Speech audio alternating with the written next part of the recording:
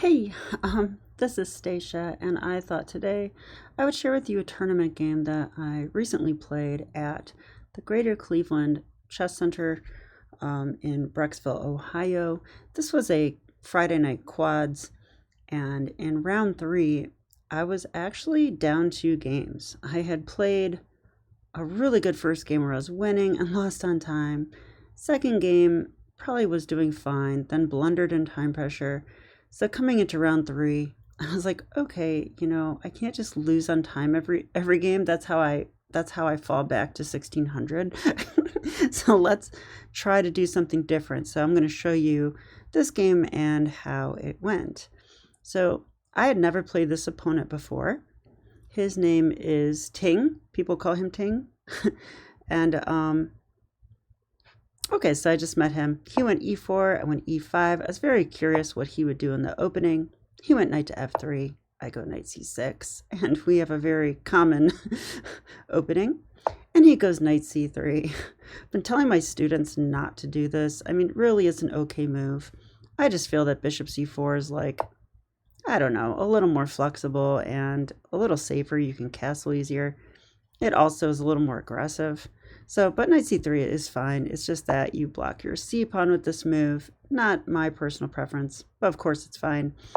So I went knight f6. We have the four knights, and then d4. So this is going to be a four knights scotch now, because after takes, he played knight takes. And okay, I mean, the normal scotch, they just play d4 move earlier like this, and then take here, and then I go here, and then they go here. So we get the same position, I'm pretty sure.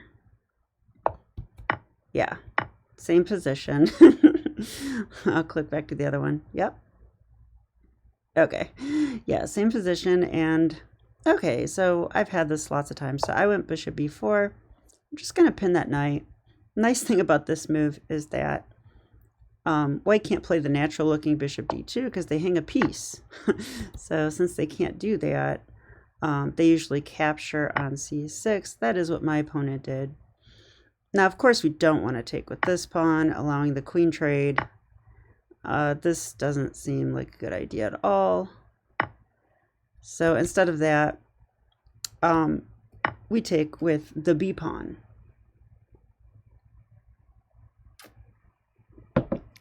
Okay, so now I'm actually threatening knight takes e4, followed by d5. Oops, like that. So he played bishop d3, which is the main move. I'll open the opening book to make sure I'm right, but yeah, I think so. And here, I'm pretty sure I played the main move, which is d5. We want to get this d pawn in the center, open up our bishop, of course. So this is a good move. And then he took on d5. Now, I kind of fairly recently learned that you don't necessarily have to play c takes d5 here. You can actually play it sort of gambit style and just castle, which is what I did. So this is the second most popular move. And I see it scores slightly better for black than normal. And in the Lichess database, which is calibrated to roughly my rating and higher, with the settings I chose, of course. Yeah, kind of the same thing.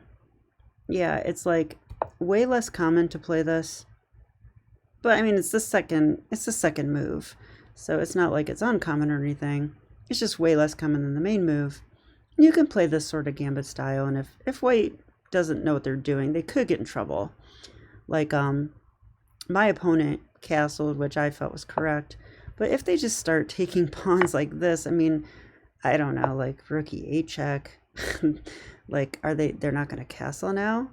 I mean, if they go bishop e3, then there's like knight g4. Things are getting awkward, right? So I don't think they should actually take the pawn right away. They should castle, which he did do. Okay, so now you would expect me to take the pawn, but I like to sack pawns. So I played bishop to g4 because I want to provoke this move f3. It's a little bit double-edged, but I think provoking it is still a good thing. So he did play f3. Wait, did he? Oh, he didn't play f3. He actually played knight e2 at this part of the game, which I thought wasn't quite right. But I see now that it scores well in the database. And it's the third most common move. So I think he knew this move. That's what I think. He seems to play fairly precisely, this player. I kind of like the way he plays. So f3 is the main move. I think, though, he knew this knight e2 move is okay. So if we were to follow the main line, and I see like lots of big names here, there's Jan Nepomniachtchi, there's Fabiano Caruana, so 2 candidates right there. Hikaru Nakamura against Magnus, and these games all ended in draws. But okay, bishop h5 is what I had intended, and then they can take here, and then we play queen d4 check, because we're actually like attacking that a lot now. And after king h1, we can actually take. They take, we take. Now we're on our pawn. Yeah, and I guess, you know, this is just equal. I'll ask the engine. Engine says this is equal. Okay, fine. They go bishop f4, attacking our pawn, and now we could simply take. So we get our pawn back, and, you know, I feel like this is not bad for black. I mean, white has 2 bishops, but we did kind of get them to play f3 and king h1. Which, I mean, it's fine. It's just that it took a couple extra turns. And instead of having, you know, double pawn or pawns like this, you know, we both have like this kind of thing going on. But I would think that white's like a tiny bit better because they have the 2 bishops here. But, you know, it's just equal, I'd say. So, okay. But in the game, he decided to go knight e2. Putting himself in a pin. I thought this was a little strange, but yeah, actually I thought it might be a mistake during the game, but the more I looked at it, I didn't see like a direct way to exploit this. So I just simply took the pawn, you know, so I get my pawn back now. I guess I'm looking to see if there's any other moves. Computer actually says we can take with a queen here, and this is fine. Oh, wait, it changed its mind. Now it says h3 and white's better. So yeah, this is the right move. Okay, and it gives plus 0.2 here. Okay, but let's turn the engine off, and I'm going to share with you like my thoughts, and then we'll check with the engine. I think that's the best way to use the engine. If you just leave it on and you just run through your games with it on, it will teach you bad habits. It'll teach you not to think, and just it's almost like, you know, taking a quiz with the answers there. Like, it's not gonna, it's just passive learning. You're not gonna learn as much. It's better for you to first try and figure out the answers, even if it's just a few seconds, and then turn on the engine to check to see if you're right. So make some conclusions and then see if you're right with the engine. That's how you use the engine. Okay, he played h3 in the game. This attacks my bishop. So I thought, let's just back the bishop up. I see nothing wrong with this. If I challenge their bishop and trade that off, I think that's totally fine. So he now goes bishop g5. Okay, I was slightly concerned about this move because, okay, I'm in a pin now, for sure, and I can go h6, but I thought he could just keep the pin. And I was a little concerned. Not yet. But I didn't want this knight. I mean, he's still pinned, but I was a little concerned about this knight jumping in at some point. I'm not sure why now. Sure, I have my reasons. All right. But, yeah, I don't know what I didn't like about this. Computer says h6 is fine. It also likes rook e8. Which I guess is fine, right? Like, there's nothing attacking this knight right away. So it should be okay.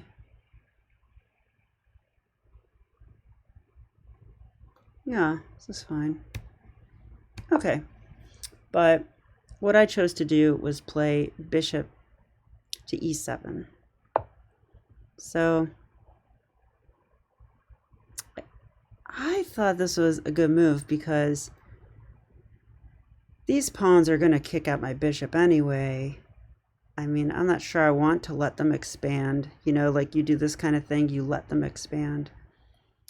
And then he gets c4. But I guess then I get to trade that off. Man, is that really what I want, though? I don't know. So I thought maybe this wasn't so desirable. I see now the computer doesn't like my decision.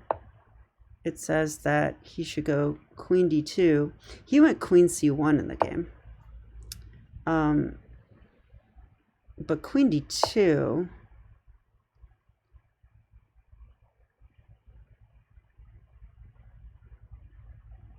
I mean, he's just doubling rooks. He's stepping out of the pin.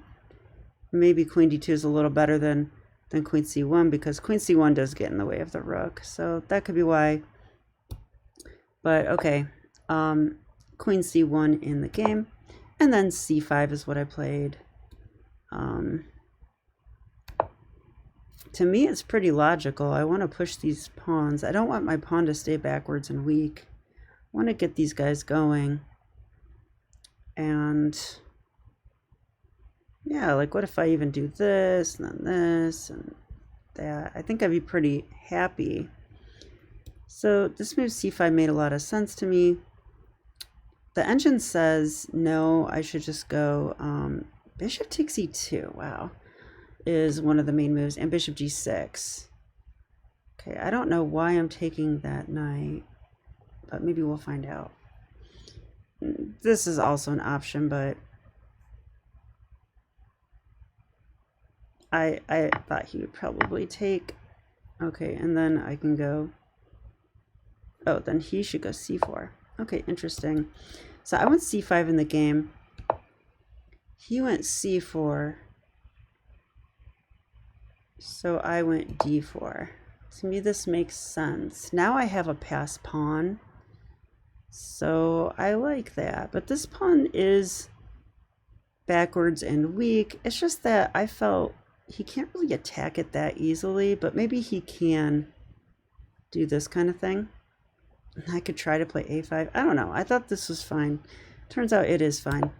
And now he went knight f4. Okay, so I was kind of worried about this move. Bishop g6. Oh, I remember why now. Because I didn't want this to happen. My knight's guarding it, but he could take the knight. And then I was very worried about this. That looks really annoying to me. Like, that's quite a good knight, and it's not so easy to get out. So at this point in the game, I definitely expected bishop f6, and I would take, and then I expected this move.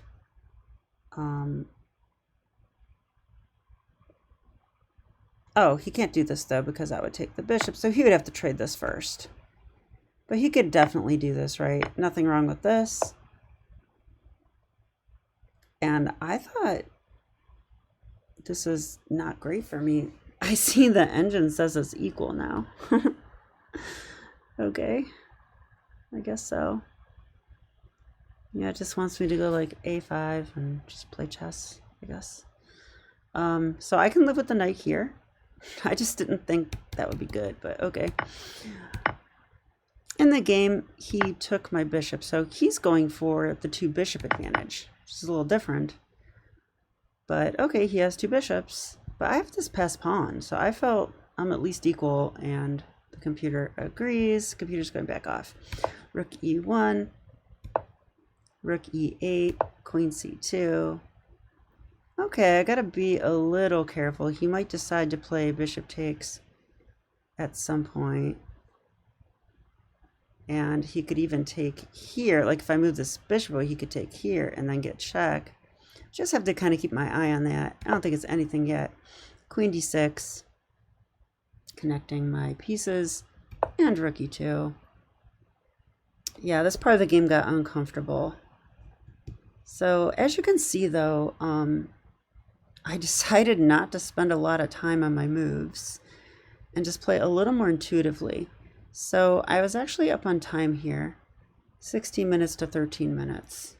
Just sort of not how I play chess usually. I could spend 5 minutes on every move. I really could, because I like to sometimes try to find the absolute best continuations. To me, that's fun. Okay, 9 is not everybody's idea of fun. It's my idea of fun. Okay, so he went rook here, and he's gonna double rooks. So I went knight d7 because I'm like, hey, let's trade. I think I'm totally fine if we trade. And I was pretty much expecting something like this and here. And then there is no rook e1. This would be quite comfortable for me, I thought. And if I ask the computer, it says, yeah, you're quite comfortable. Oh, I didn't know you could talk, Stockfish. Good. All right. Yeah, it said minus 0.8. So that's like slightly better for black. It's nice. Comfy position. The problem is, after knight d7, my opponent played rook a to e1 anyway. And I realized that I cannot take on g5, even though the bishop looks for free.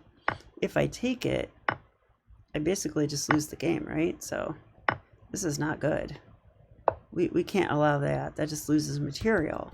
So, yeah, so I had to figure out what to do here. And these kinds of moves are hard to play, but sometimes you just got to do it. I just put the knight right back. Like, I mean, what else do you do here? I'm asking because I don't know. I'll see what the computer says. Yep, knight f6 only move that doesn't immediately lose. But after this, white is significantly better because I just wasted 2 turns, allowed him to double and pin my bishop. So this is very unfortunate, but this is what happens when I play quickly. I don't always see these kinds of moves. Okay, so he went queen c1. Yeah, I don't think that was a good move. I was honestly very scared of him taking. And I thought I would have to take with the queen, because if I take with the pawn, he could do this thing I was talking about. And this, it seems like I could be losing, right? Like, what do I do? What do I do here? I don't know. I feel like, if I go this way, can't he just go rook e4 and just be like, hey, I'm going to mate you? I'm pretty sure that would happen. So, and if I go the other way, I mean, kind of the same thing, but he could check me first if he wants, then play rook e4. Yeah, I think this is lost. And if I ask the computer, it says white's winning. So I'm glad I did see this. So if he takes this way, which he didn't play, I think I have to take with a queen. So that was kind of why I played queen d6. I saw this stuff coming earlier. So, okay. And then we play chess from here, but this is still annoying because my bishop is pinned. And it's tough to get out of this. Yeah, I don't know. Like, what if he just went queen a4? Like, computer says go a6. Like, really? They could attack this, but we don't worry about that. We just go here. They can't take this first because we take that. So then the queen has to move away. It actually says rook takes e7's winning for white. Oh boy. Yeah, it is, right? I can't take this because they do that. That's unfortunate. So then we would have to do this, but then they can go here. And then if they go here, they go here. Now we're getting checkmated. So this is not good. So really what I would have to do is go king f8 and just protect with the king. This is not a pleasant position by any means. So he could have did that. He could have gave me some trouble, I think, but instead he played queen c1 here. I'm not exactly sure why he went for that. But that lets me off the hook because now if I can play bishop f8, I'm probably fine. Got to calculate it though, but I just want to get out of this pin. But I thought the knight is not protecting the rook, so if he takes, if he takes like this, I should... can I take with the rook? I could take with the rook. I think this actually happens in the game. Taking with the knight isn't exactly what we were dreaming of here. In fact, what if he just attacks our rook? That looks annoying.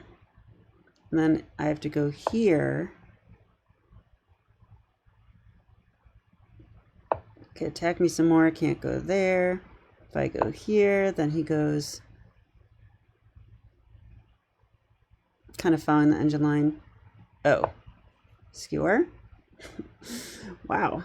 Yeah, this happens, you know. When someone has two bishops, they can get a lot of tempos on your major pieces, and then you can lose material. So that's what bishop e4 is all about. They're just going to like harass my rook and then win material. So taking with the knight would be terrible. But yeah, on bishop f8, and then if they take the knight first, removing the defender, of course we trade first, right? Like, we trade first. It's with check. Wait, it's not with check. It's not with check. So they could move the bishop here. But then we're going to take a check. So yeah, they can't really do that. They could try taking with a bishop. I don't really know what that does though. I would definitely do this. Okay. So yeah, bishop f8 is fine. So I did play this. He took, I took, rook takes. Okay, and now knight takes. Now bishop e4 doesn't matter because there's no rook on a8. And he goes queen e1. That attacked my knight, but I saw it.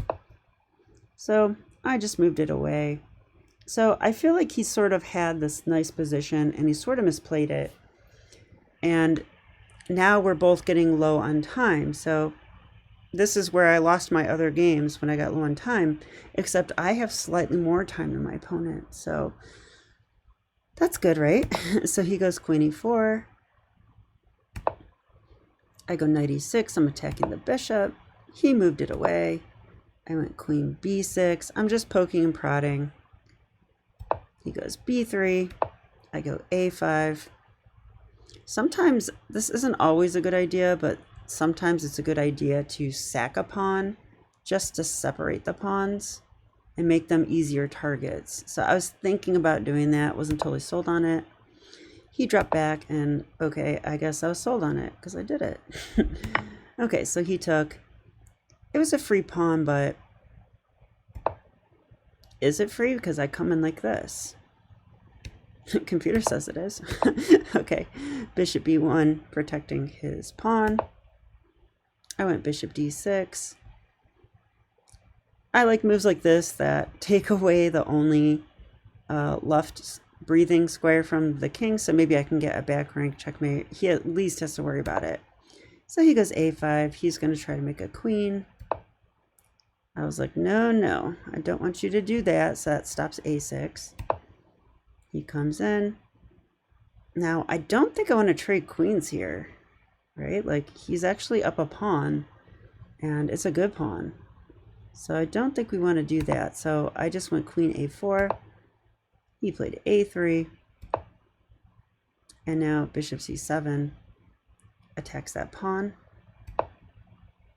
Yeah, and he let me have it. Interesting. Well, I took it. So that was a big mistake.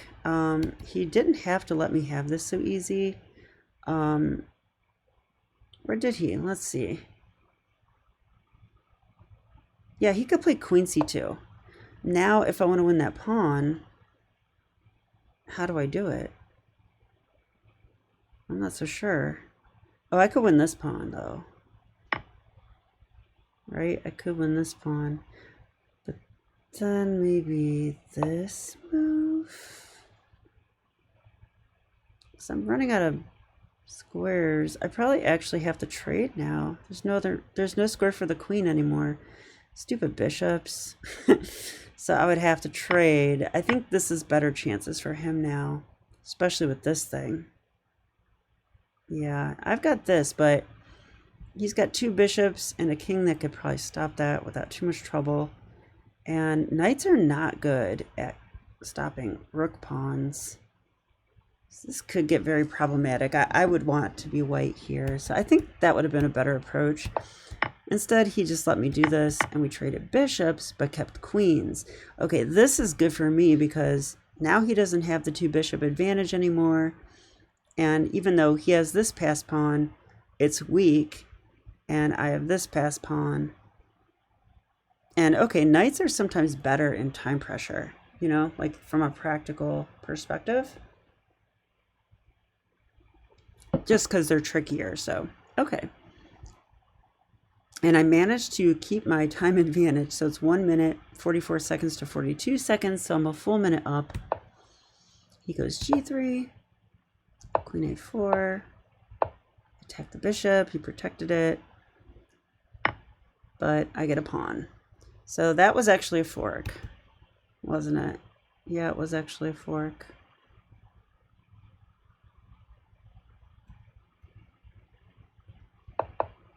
Yeah, so h4 was a little careless, but he was moving quickly, obviously. Yeah, because here he realized he was going to lose a pawn, and he got all the way down to 13 seconds. Okay, so I take, check. He comes back. I go here. Oh, wow, that was a mistake. I should go king g8. Why? Oh, maybe because of h5? Yeah, it is h5. Yeah, because there's this pin. He can go h5. I remember this during the game, actually. I was like, oh no, h5. But it didn't happen, so that's good.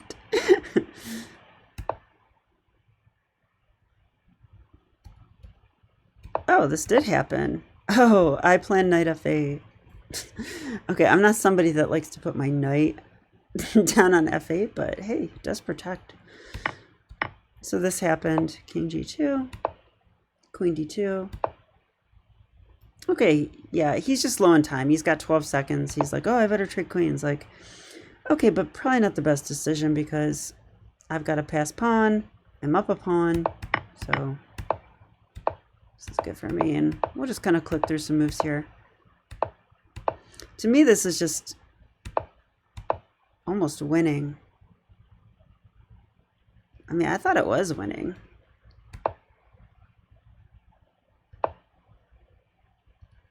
Computer says this move holds on a little better.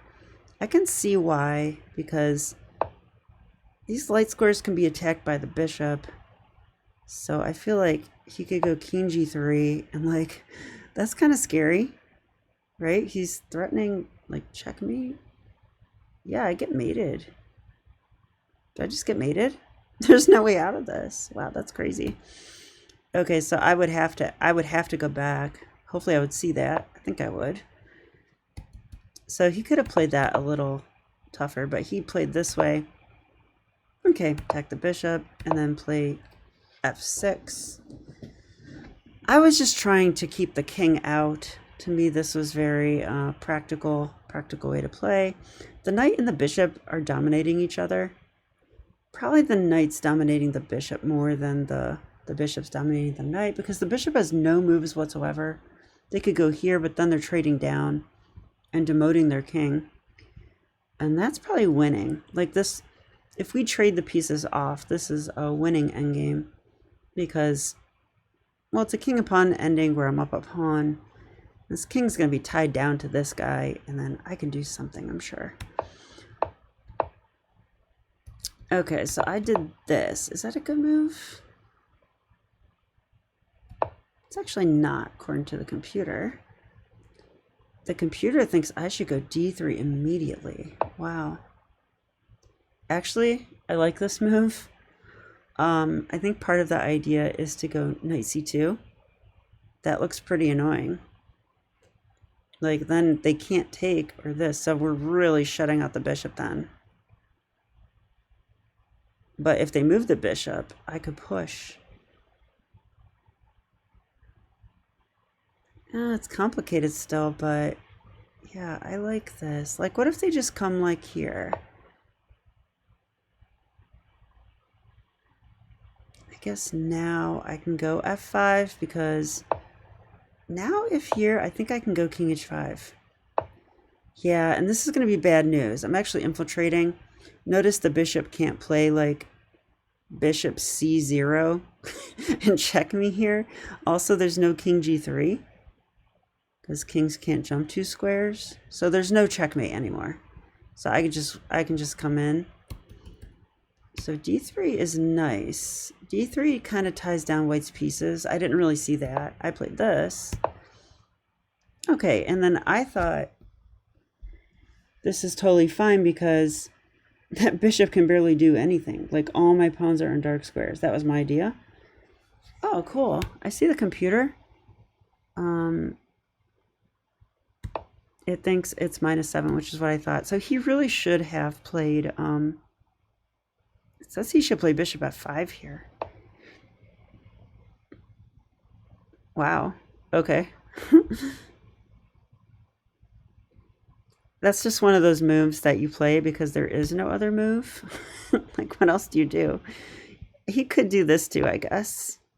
Because I did not want to take here. I'm not trying to help the king come up. That was not the idea.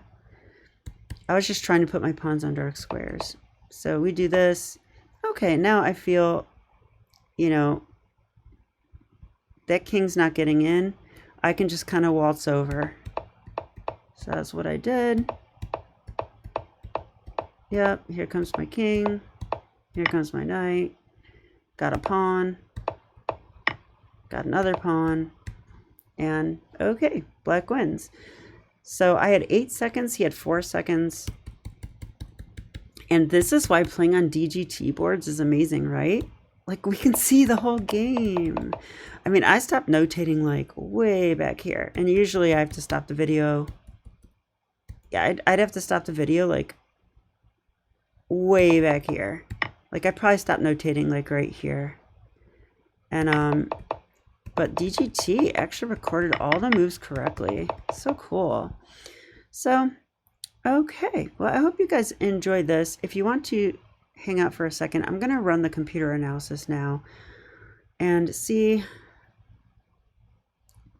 what it says.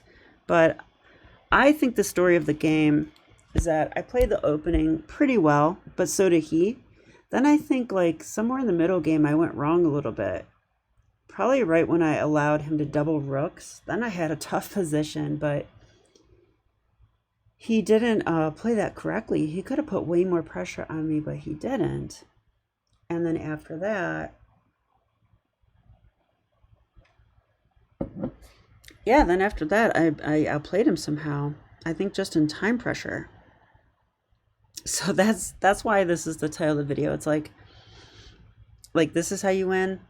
Like, you don't play precise moves, you just like play faster than your opponent.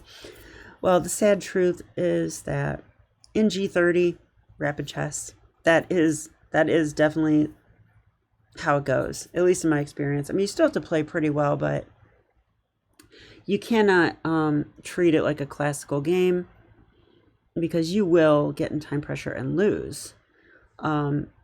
Now, my coach would say, well, you got to play better in time pressure.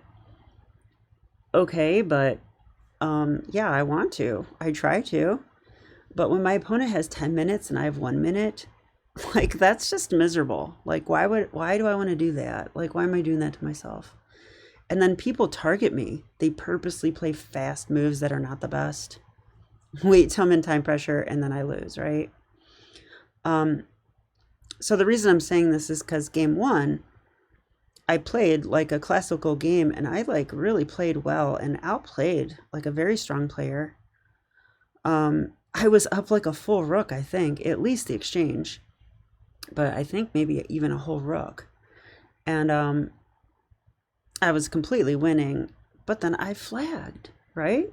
There were still major pieces on the board. He started getting some counterplay and I froze and lost on time in a winning position. I only needed to find like a couple more good moves, maybe one more good move. But while I was looking for it, I lost. So yeah, so this is how you get a higher rating. And the kids know this, right? The kids, they get higher ratings when they know way less about chess than me. because they know this. They worry about falling behind on time. And my coaches always said, oh, don't worry. It doesn't matter if you're low on time. So lose on time. It's okay. I mean, I love my coaches. They've really helped me a great deal, but I think I'm ready to throw away that part of the philosophy. I understand that I want to play good moves. Like, I care about the truth of the position. That's my favorite thing about chess. Finding like the best move, finding the best plan, analyzing it, like over analyzing it. I love that. But if you're in a rapid game, you're going nowhere, right? Like, you'll outplay all your opponents, but then lose on time. And that's what I've been doing for like the last 2 or 3 years, probably 2 years. But I am able to play faster. And when I remember to do it, I actually get a lot more wins. So that is going to be a focus of mine going forward. And I think that's going to be how I get to 1900. I probably have the knowledge to do it, but I don't have the time management to do it. So that is something I'll be working on once again. It's not new for me, but I do feel motivated to try it much harder than before. So I hope you guys enjoyed the video, and I'll be back with more chess. Okay, bye.